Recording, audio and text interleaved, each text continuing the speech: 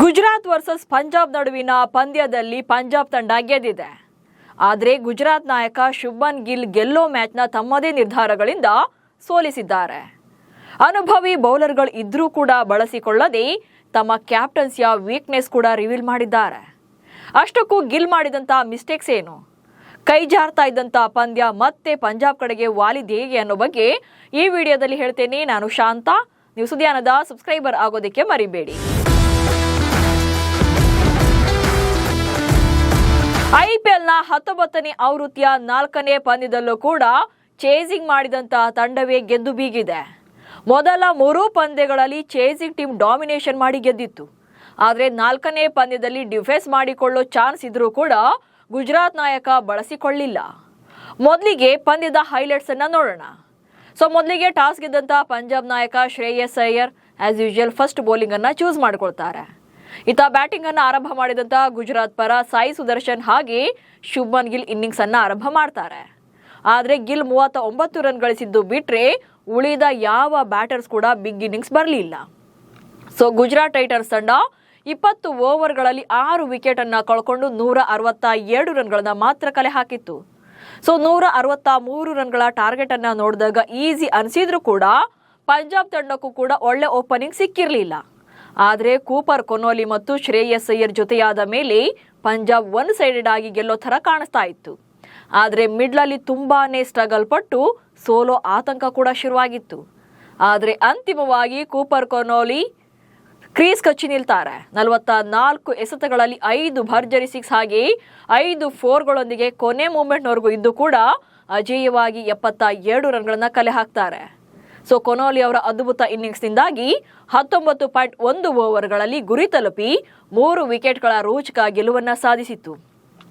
ಇಲ್ಲಿ ಇಬ್ಬರಿಗೂ ಕೂಡ ವಿನ್ನಿಂಗ್ ಚಾನ್ಸಸ್ ಇದ್ರೂ ಕೂಡ ಮ್ಯಾಚ್ ಟರ್ನಿಂಗ್ ನ ಮೂಮೆಂಟ್ಸ್ ಏನೆಲ್ಲ ಅನ್ನೋದನ್ನ ನೋಡ್ತಾ ಹೋಗೋಣ. ಅಂದ್ರೆ ಮ್ಯಾಚ್ ಎಲ್ಲೆಲ್ಲ ಟರ್ನ್ ಆಯ್ತು ಅನ್ನೋದನ್ನ.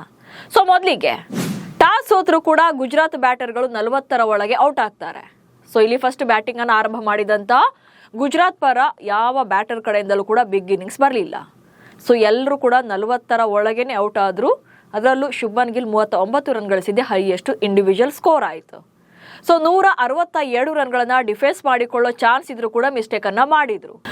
ಇಲ್ಲಿ 162 ರನ್ಗಳು ಅಂದಾಗ ಅದೇನು ಬಿಗ್ ಸ್ಕೋರ್ ಅಲ್ಲ. ಹೀಗಾಗಿ ಅಲ್ಲಿ ಕ್ಯಾಪ್ಟನ್ಸಿಯ ಸ್ಮಾರ್ಟ್ನೆಸ್ ಹಾಗೆ ಪ್ರೆಷರ್ ಅನ್ನ ಹ್ಯಾಂಡಲ್ ಮಾಡೋದ್ರ ಜೊತೆಗೆ ಯಾವ ಮೂಮೆಂಟ್ ನಲ್ಲಿ ಯಾವ ಬೌಲರ್ ನ ತರಿಸ್ತೀವಿ, ಜೊತೆಗೆ ಫೀಲ್ಡಿಂಗ್ ನ ಹೇಗೆ ಸೆಟ್ ಮಾಡ್ಕೊಳ್ತೀವಿ ಅನ್ನೋದ್ರ ಮೇಲೆ ಇಲ್ಲಿ ಡಿಫೆನ್ಸ್ ಮಾಡಿಕೊಳ್ಳುವಂತ ಚಾನ್ಸಸ್ ಇತ್ತಿತ್ತು. ಆದ್ರೆ ಅದನ್ನು ಕೂಡ ಗಿಲ್ಲಿ ಮಿಸ್ಟೇಕ್ ಗಳನ್ನ ಮಾಡಿಕೊಂಡು ತಪ್ಪಿಸ್ಕೊಂಡ್ರು. ಯಾಕಂದ್ರೆ ಪಂಜಾಬ್ ಓಪನರ್ಸ್ ಬೇಗ ಔಟ್ ಆದ್ರೂ ಕೂಡ ಗಿಲ್ ಕೇರ್ಲೆಸ್ ಮಾಡ್ತಾರೆ.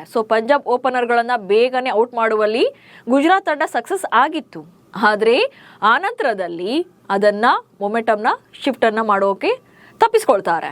And next Shreyas Iyer injury ವೇಳೆ ಮೊಮೆಂಟಮ್ ಸ್ವಲ್ಪ ಚೇಂಜ್ ಆಗುತ್ತೆ. ಅಲ್ಲಿವರೆಗೂ ಕೂಡ ಪಂಜಾಬ್ ತಂಡದ ಬ್ಯಾಟಿಂಗ್ ಲೈನ್ ಅಪ್ ಚೆನ್ನಾಗಿ ಕಾಣಿಸ್ತಾ ಇತ್ತು. ಒನ್ ಸೈಡೆಡ್ ಆಗಿ ಗೆದ್ಕೊಂಡ್ಬಿಡ್ತಾರೆ. ಜೊತೆಗೆ ಲಾಸ್ಟ್ ಓವರ್ವರೆಗೂ ಹೋಗಲ್ಲ ಮ್ಯಾಚ್, ಆಲ್ಮೋಸ್ಟ್ ಡೆತ್ ಓವರ್ ಒಳಗೇನೆ ಮುಗಿಯುತ್ತೆ ಅನ್ನೋ ಥರನೇ ಕಾಣಿಸ್ತಾ ಇತ್ತು. ಆದರೆ ಕೂಪರ್ ಕೊನೋಲಿ ಸ್ಟ್ರೈಕ್ ನಲ್ಲಿ ಹೊಡೆದಂತ ಸ್ಟ್ರೈಟ್ ಹಿಟ್ ಶ್ರೇಯಸ್ ಅಯ್ಯರ್ ಅವರ ಕೈಗೆ ಬೀಳುತ್ತೆ. ಅಲ್ಲಿ ಸ್ವಲ್ಪ ಮ್ಯಾಚ್ ಡಿಲೇ ಆಗುತ್ತೆ. ಆದರೂ ಕೂಡ ಶ್ರೇಯಸ್ ಐಸೆಲ್ಲ ಇಟ್ಕೊಂಡು ಮತ್ತೆ ವಾಪಸ್ ಬ್ಯಾಟಿಂಗ್ಗೆ ಬರ್ತಾರೆ. ಬಟ್ ನೆಕ್ಸ್ಟ್ ಬಾಲಲ್ಲಿ ಶ್ರೇಯಸ್ ಅಯ್ಯರ್ ಕ್ಯಾಚ್ ಅನ್ನ ಕೊಟ್ಟು ಔಟ್ ಆಗ್ತಾರೆ. ಇಲ್ಲಿ ಶ್ರೇಯಸ್ ಅಯ್ಯರ್ ಸ್ವಲ್ಪ ಇದಾಗಿದ್ದು ಅಲ್ಲೇನೋ ಪಂಜಾಬ್ ತಂಡದ ಮೂಮೆಂಟ್ ಶಿಫ್ಟ್ ಆಗಿತ್ತು. ಪವರ್ ಪ್ಲೇನಲ್ಲೇ 12 ಬಾಲ್ಗಳಲ್ಲಿ 15 ರನ್ ನೀಡಿದ ಸಿರಾಜ್ಗೆ ಮತ್ತೆ ಬಾಲ್ ಕೊಡಲಿಲ್ಲ ಗಿಲ್. ಇಲ್ಲಿ ಗಿಲ್ ಮಾಡಿರುವಂಥ ಮೇನ್ ದೊಡ್ಡ ಮಿಸ್ಟೇಕ್ ಅಂದರೆ ಇದೇ ನೋಡಿ. ಪವರ್ ಪ್ಲೇನಲ್ಲಿ ಏನು ಮೊಹಮ್ಮದ್ ಸಿರಾಜ್ ಅದ್ಭುತವಾಗಿ ಬೌಲಿಂಗ್ ಅನ್ನ ಮಾಡಿದ್ರು, ವಿಕೆಟ್ ತೆಗೆದಿರಲಿಲ್ಲ. ಬಟ್ 12 ಬಾಲಲ್ಲಿ ಕೇವಲ 15 ರನ್ಗಳನ್ನ ಮಾತ್ರ ನೀಡಿದ್ರು. ಆದರೆ ಗಿಲ್ ಮತ್ತೆ ಅವ್ರ ಕೈಗೆ ಬಾಲ್ ಕೊಡೋಕೆ ಹೋಗಲೇ ಇಲ್ಲ. 2 ಓವರ್ಗಳಿಗೆ ಅವರನ್ನು ಸುಮ್ ಮಾಡಿದ್ರು. ಹಾಗೆ ಕಳೆದ ವರ್ಷ ಪರ್ಪಲ್ ಕ್ಯಾಪ್ ಹೋಲ್ಡರ್ ಆಗಿದ್ದಂಥ ಪ್ರಸಿದ್ಧ ಕೃಷ್ಣ, ಕನ್ನಡಿಗ ಪ್ರಸಿದ್ಧ ಕೃಷ್ಣಗೆ ಸಾಕಷ್ಟು ಅನುಭವ ಇದೆ. ಡೊಮೆಸ್ಟಿಕ್ ಕ್ರಿಕೆಟ್ನಲ್ಲೂ ಕೂಡ ಅದ್ಭುತವಾದಂಥ ಬೌಲಿಂಗ್ ಅನ್ನ ಮಾಡ್ತಾರೆ. ಆದರೂ ಕೂಡ ಇಂಥ ಕ್ರೂಷಿಯಲ್ ಮ್ಯಾಚ್ ಅಲ್ಲಿ 13ನೇ ಓವರ್ನಲ್ಲಿ ಅವರಿಗೆ ಬೌಲಿಂಗ್ಗೆ ಅವಕಾಶವನ್ನ ಕೊಡ್ತಾರೆ. ಇಂಟ್ರೆಸ್ಟಿಂಗ್ ಅಂದ್ರೆ ಅವರಿಗೆ ಬೌಲಿಂಗ್ ಸಿಕ್ಕಂತ ಮೊದಲನೇ ಬಾಲಲ್ಲೇ ವಿಕೆಟ್ ಅನ್ನ ತೆಕ್ಕೊಡ್ತಾರೆ. ಅಂಡ್ ನೆಕ್ಸ್ಟ್ ಅವರು ಎಸೆದಂತ 10 ಬಾಲ್ಗಳಲ್ಲಿ 3 ವಿಕೆಟ್ಗಳನ್ನ ತೆಗಿತಾರೆ. ಅವ್ರು ಮಾಡಿದಂತ ಫಸ್ಟ್ ಓವರ್ನಲ್ಲಿ ಅಂದ್ರೆ 13ನೇ ಓವರ್ನ ಕೊನೆಯ ಎಸೆತದಲ್ಲೂ ಕೂಡ ವಿಕೆಟ್ ತೆಗೆಯುವಂತ ಚಾನ್ಸ್ ಇತ್ತು. ಬಟ್ ಅದನ್ನ ಸಾಯಿ ಸುದರ್ಶನ್ ಕ್ಯಾಚ್ ಅನ್ನ ಮಿಸ್ ಮಾಡಿದ್ರು. ಹೀಗಾಗಿ ಆ ಕ್ಯಾಚ್ ಮಿಸ್ ಆಯ್ತು. ಇಲ್ಲಿ ಪ್ರಸಿದ್ಧ ಕೃಷ್ಣನ ಬೇಗನೆ ತಂದಿದ್ರೆ ಬಹುಶಃ ಗುಜರಾತ್ಗೆ ಗೆಲ್ಲುವಂತ ಚಾನ್ಸಸ್ ಜಾಸ್ತಿ ಇತ್ತು. ಜೊತೆಗೆ ನಾಯಕನಾಗಿ ಪ್ರೆಷರ್ ಅನ್ನ ಹ್ಯಾಂಡಲ್ ಮಾಡದಂತ ಗಿಲ್ ಸೋಲನ್ನ ಒಪ್ಪಿಕೊಳ್ತಾರೆ. ಸೊ ಇಲ್ಲಿ ಪ್ರೆಷರ್ ಅನ್ನ ಕಂಪ್ಲೀಟ್ ಆಗಿ ಹ್ಯಾಂಡಲ್ ಮಾಡೋದ್ರಲ್ಲಿ ಗಿಲ್ ಫೇಲ್ಯೂರ್ ಎದ್ದು ಕಾಣಿಸ್ತಾ ಇತ್ತು.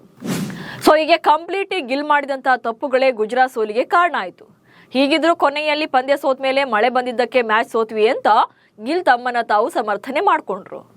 ಸೊ ಅಂತಿಮವಾಗಿ ನಿಮ್ಮ ಪ್ರಕಾರ ಗುಜರಾತ್ ತಂಡದ ಸೋಲಿಗೆ ಕಾರಣ ಏನು ಅನ್ನೋದನ್ನ ಕಮೆಂಟ್ಸ್ ಮೂಲಕ ತಿಳಿಸಿ. ಹಾಗೆ ಸುದ್ದಿಯನ್ನು ಫಾಲೋ ಮಾಡಿ. ನಮಸ್ಕಾರ.